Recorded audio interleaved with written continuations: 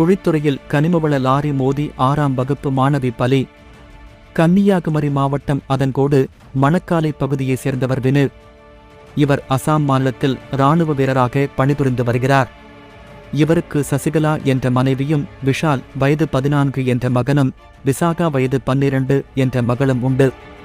இதில் விஷால் 9ஆம் வகுப்பும் விசாகா 6ஆம் வகுப்பும் மார்த்தாண்டத்தை அடுத்த பம்மம் பகுதியைச் சேர்ந்த ஒரு தனியார் பள்ளியில் படித்து வருகின்றனர்.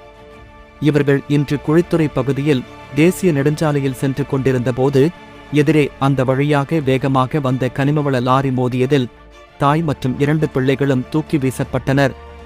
இதில் மாணவி விசாகா சக்கரத்தில் சிக்கி பலத்த காயமடைந்தார். மேலும் படுகாயம் அடைந்த தாய் மற்றும் 2 பிள்ளைகளும் வலியால் துடித்து அலறினர். இதனை பார்த்த அக்கம் பக்கத்தினர் அவர்கள் 3 பேரையும் மீட்டு மார்த்தாண்டத்தில் உள்ள ஒரு தனியார் மருத்துவமனையில் சிகிச்சைக்காக அனுப்பி வைத்தனர். அவர்களுக்கு முதலுதவி செய்யப்பட்ட பின்னர் மேல் சிகிச்சைக்காக திருவனந்தபுரம் மருத்துவக் கல்லூரி மருத்துவமனைக்கு அனுப்பி வைக்கப்பட்டனர். ஆனால் செல்லும் வழியில் விசாகா பரிதாபமாக உயிரிழந்தார்.